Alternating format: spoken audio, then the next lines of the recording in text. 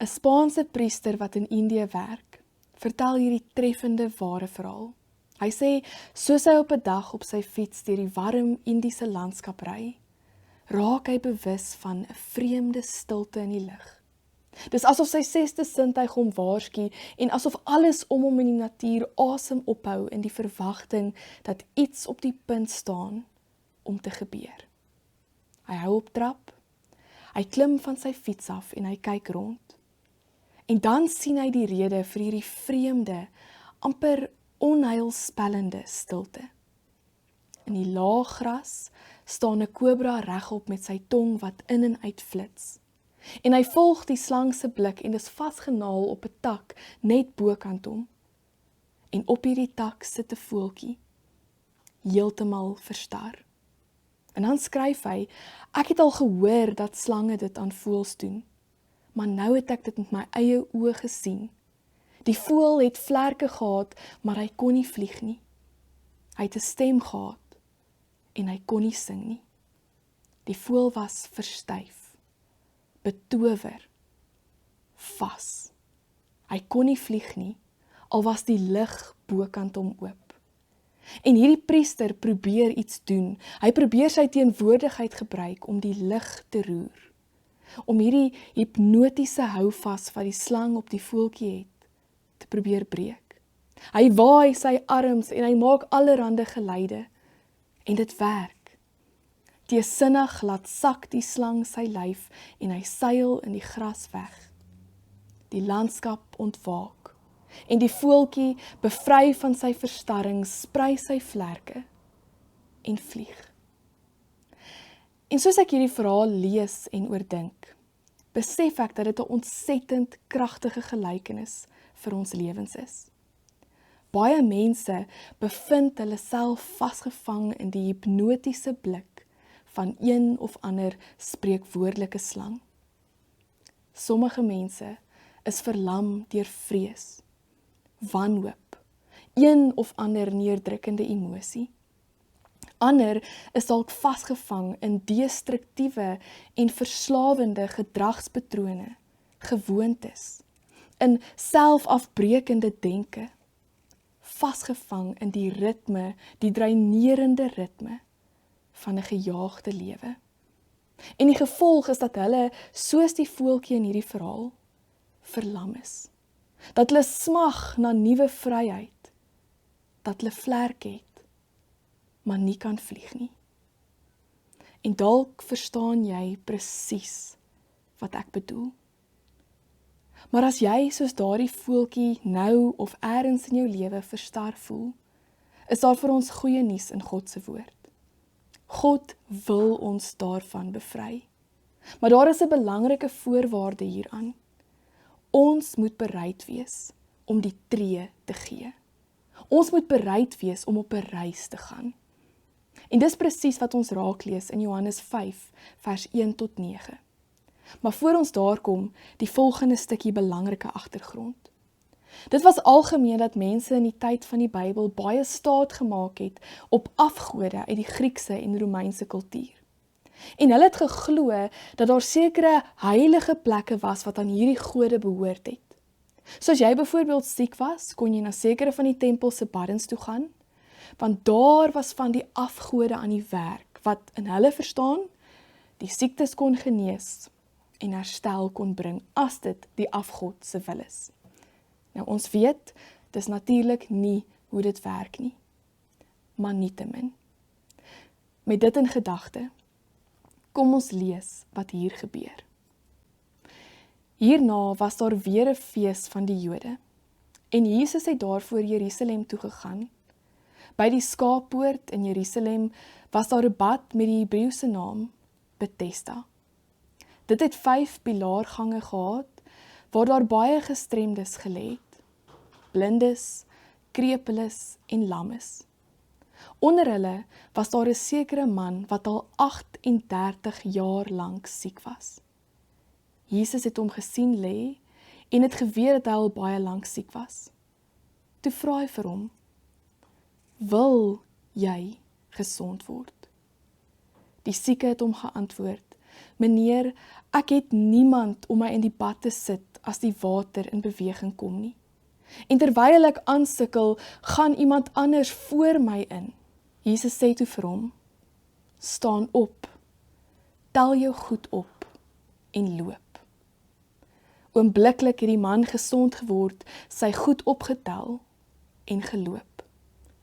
Dit was 'n Sabbatdag. So Jesus gaan op die Sabbatdag na die bad van Bethesda toe. Daar waar mense letterlik jaar in en jaar uit vir die ingrype van die mitiese god Asklepios. Die mense het letterlik dag vir dag daar gesit en gewag vir 'n roering in die water. En wanneer die water dan geroer het, sou die persoon wat eerste in die water kon kom, genees word.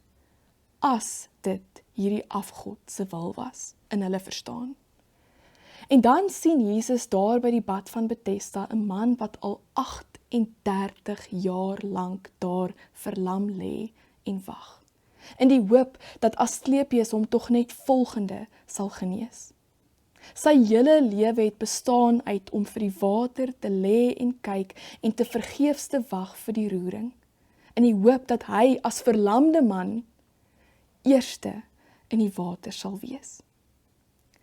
Maar die interessante is, as Jesus by hom kom, dan genees hy hom nie dadelik soos hy met baie ander mense gedoen het nie. Maar Jesus vra vir hom eerder die eienaardige vraag, wil jy gesond word? Nou na 38 jaar van lê en wag en kyk en hoop, wil 'n mens amper sê, maar dis tog vanselfsprekend, natuurlik wil hy gesond word. Maar eintlik is dit nie so vanselfsprekend nie. En daarom is die vraag so belangrik. Want as Jesus hierdie vraag vir hom vra, gaan dit oor baie meer as net 'n fisiese ongesondheid of gebrek. Dit ook, maar dit gaan tog baie dieper.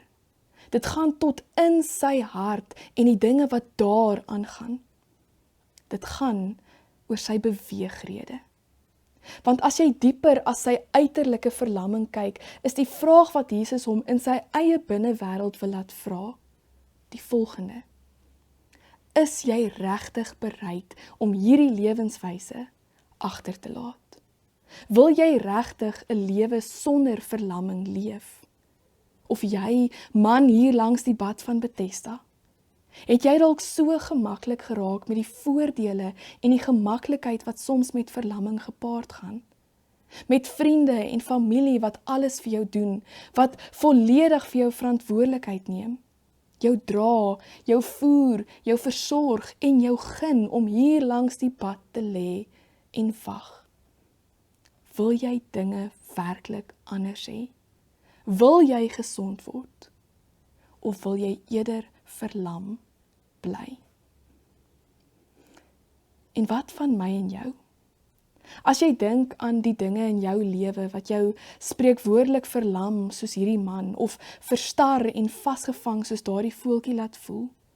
As jy dink aan sekere emosies, sekere denke, sekere gewoontes, sekere gedragspatrone. As jy dink aan die seer van die verlede of jou leefstyl nou.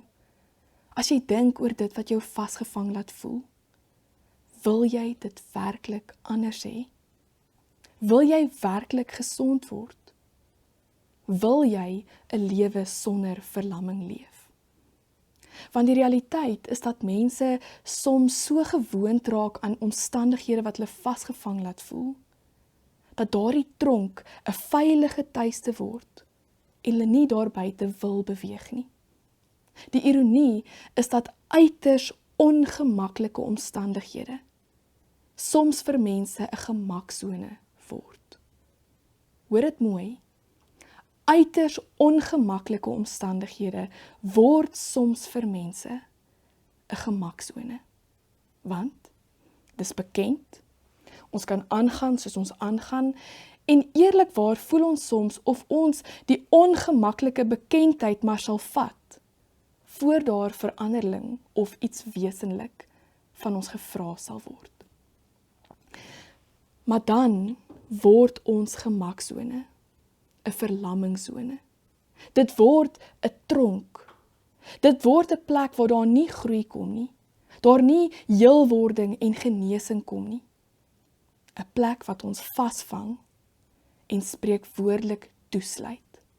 Dit word 'n plek wat ons ontneem van 'n lewe in oorvloed, soos God vir ons wou hê. Jesus sê in Johannes 10 vers 10, ek het gekom sodat julle die lewe kan hê en dit in oorvloed. Ja, Jesus bring die ewige lewe eendag in die lewe hierna, maar hy bring ook 'n lewe van oorvloed en florering nou reeds. Daarom lees ons ook in die evangelie van Matteus, dat 'n melaatse man op 'n dag vir Jesus tegemoet stap en sê, Here, as u wil, kan u my gesond maak. En Jesus steek sy hand uit. Hy raak hom aan en sê, ek wil, word gesond. Jesus wil vir ons die alternatief gee, 'n lewe van oorvloed, vry van dit wat ons vasvang. Dis as dit ware in sy oop hand na ons toe uitgestrek, en ons moet dit net aangryp. Ons moet net die tree gee. En dis presies die volgende aspek wat ons in hierdie verhaal van die verlamde man raak sien. Want as Jesus hierdie vraag vir hom vra, wil hy hê die man moet hoor, is jy bereid om die lewe soos jy dit nou ken, agter te laat? Want die bevryding wat Jesus vir hom wil gee, gaan vra dat hy 'n verandering moet maak. Dit gaan vra dat hy verantwoordelikheid moet aanvaar. En die vraag is of hy bereid is om dit te doen. En het jy agtergekom dat die man se antwoord op Jesus se vraag toe glad nie so vanselfsprekend is, soos ons gedink het nie. Ons sou dink dat hy dadelik onomwonde ja sou sê, ja, ek wil gesond word. Maar in plaas daarvan ontwyk hy eintlik Jesus se vraag. In plaas van die geleentheid aangryp, maak hy verskonings. Hy sê, maar Here, ek het niemand om my in die bad te sit as die water in beweging kom nie. En terwyl ek so aanstikkel, gaan iemand anders voor my in. Dis asof hy vingers wys en ander blameer vir sy omstandighede. En asof hy twyfel of hy regtig bereid is om hierdie nuwe, lewensveranderende moontlikheid aan te gryp. As ons mooi daaroor dink, dan klink dit of hy eintlik nie seker is of hy regtig gesond wil word nie. En al is dit pynlik ongemaklik om dit te hoor, is daar tog 'n paar ooreenkomste tussen ons en hierdie man. Dikwels vermy ons ook maar net soos hy die dinge wat moet verander as ons met groter vryheid wil leef. Ons hou vas aan ons verlede. Ons is huiwerig om daardie afbreekende, verlammende gewoontes en denke en omstandighede te laat vaar. Ja, ons wil beter voel, maar ons bly dikwels eerder in ongemaklike, ongesonde gemaksones, omdat ons soms huiwerig is om die tree te gee en die verantwoordelikheid te aanvaar om te doen wat ook al gedoen moet word, om weer ten volle te leef, in oorvloed te leef. En vanaand klink hierdie vraag van Jesus ook in ons lewe op. Ook vir jou vra Jesus vanaand, wil jy gesond word? Wil jy werklik dit wat jou verlam agter jou sit? Wil jy die tree uit jou gemaksone gee en vryheid en oorvloed in hierdie lewe beleef? Hoe gaan jy antwoord? Is jy bereid om sy oop hand aan te gryp en saam met hom te werk om 'n lewe van vryheid en oorvloed moontlik te maak? Is jy bereid om afstand te doen, dinge agter te laat en die uitdaging tot verandering aan te neem? Ek besef dis nie eenvoudig nie. Maar as ons dit nie doen nie, en as ons kies om verlam en verstar te bly, gee ons soveel in die proses prys. Ons ontneem onsself van die lewe wat God vir ons wou hê, die lewe waarvoor Jesus gekom het. En weet julle, dis hier, Ons moet net bereid wees om ons hand in syne te sit en die tree te gee. En dis wat Jesus ook van die man in hierdie verhaal verwag. Jesus genees hom en dan kom die dadelike, direkte opdrag. Staan op, tel jou goed op en loop. Gee die tree. En dis asof Jesus hom hierdeur wil laat besef, jy is nou bevry, gaan leef jou bevryding. Jesus sê vir hom, jy kan nie hier bly waar jy 38 jaar verlam was, 'n bad wat simbolies is van verlamming, hier bly en as 'n verlamde bly leef nie. Klim uit jou tronk, uit jou gemaksone, staan op en gaan leef. En dis wat hy doen. En in my en jou spreekwoordelike verlamming klink dieselfde opdrag. Staan op, gee die tree en stap weg. Maar dis 'n proses. En deel van hierdie proses, hierdie geloofstree, is om saam met God die volgende stap te bepaal. Te bepaal wat jy in jou unieke omstandighede nodig het om te doen, om deur die mure van jou verlammende gemaksones te breek en te leef, te genees. Die lys van moontlikhede is natuurlik eindeloos, maar dit kan iets wees soos om met iemand te gaan praat oor jou worsteling. Om van bitterheid te probeer ontslaa raak en die pad van vergifnis te begin stap. Of dalk is jy die een wat vergifnis moet gaan vra. Dit kan wees om op te staan en weg te loop van die vernietigende en selfverlammende gewoontes of situasies waarin jy jou bevind. Dit kan wees om die stilte te verbreek oor die hartseer wat jy in die verlede moes verduur. Dit sal jy en God saam uitmaak. Maar hoe jy dit ook al aanpak, doen dit met 'n oop en 'n ontvanklike hart. 'n Hart wat in oorvloed wil leef, wat wil verander. Herinner jouself deurlopend aan hierdie verhaal en aan hierdie vraag van Jesus. Want Jesus vra ook vir jou, wil jy gesond word? Wil jy vry word van dit wat jou verlam en verhoed om die oorvloed van hierdie lewe te beleef? Wil jy floreer? En is jy bereid om te doen wat ook al dit mag vra? My wens vir jou in aansluiting met die verhaal aan die begin is die volgende. Mag Jesus die lig in jou lewe roer, dit in beweging bring, en mag jy dan soos daardie voeltjie vry word van wat ook al jou vashou en verlam. En mag jy dan jou vlerke sprei en vlieg. Amen.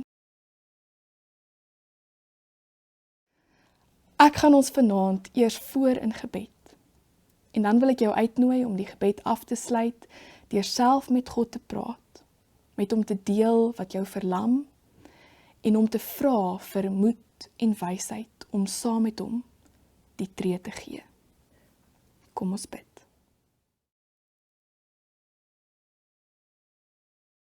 Ons Vader, U ken ons harte beter as onsself. U weet waarmee ons worstel. U weet hoe swaar ons soms dra. Maar tog wou U vir ons 'n lewe van oorvloed hê.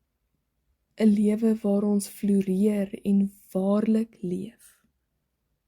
Ons bid, Here, roer die lig in ons hart, dat ons soos daardie voeltjie vry kan kom van wat ons verstrengel en verstar en verlam, sodat ons U hand kan neem en waarlik kan leef. Op kan staan en weg kan stap, soos hierdie man. Hoor ons nou, Here, as ons elkeen nou ons harte, ons ongemaklike gemaksones, en wat dit met ons maak, met U deel.